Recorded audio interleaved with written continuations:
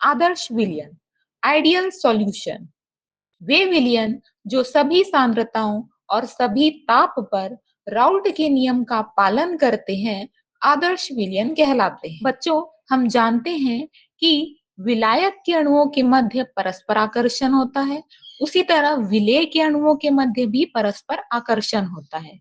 जब हम विलेय और विलायक को परस्पर मिलाते हैं तो विलेय और विलायक के अणुओं के मध्य भी परस्पर आकर्षण बल उत्पन्न होता है, जिसके कारण ही विलयन का निर्माण होता है।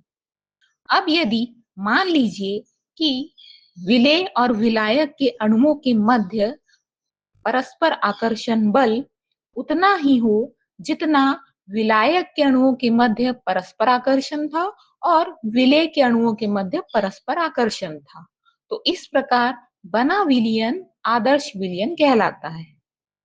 इसे हम एक और तरीके से समझते हैं। आइए हम इसे एक और तरीके से समझते हैं। मान लीजिए ए और बी दो परस्पर मिश्रित द्रव आपस में मिलकर विलयन बनाते हैं। यदि ए के अणुओं के मध्य आकर्षण अर्थात ए आकर्षण तथा बी के अणुओं के मध्य आकर्षण अर्थात बी आकर्षण विलयन बनने पर ए और बी के अणुओं के मध्य आकर्षण समान होता है, तो ए और बी द्रव परस्पर मिश्रित होकर आदर्श विलयन बनाते हैं। आदर्श विलयन के लिए आवश्यक शर्तें। पहला, विलयन बनने पर एंथैल्पी परिवर्तन शून्य होता है, अर्थात जब इसके अवयवों को मिश्रित किया जाता है तो ऊष्मा का ना तो उत्सर्जन होता है ना ही अवशोषण। Del H equal to 0।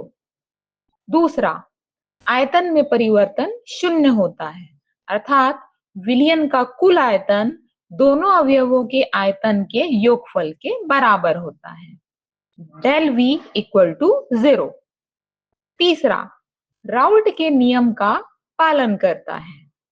P total equal to PA plus PB या P total equal to P not A into XA plus P not B into XB।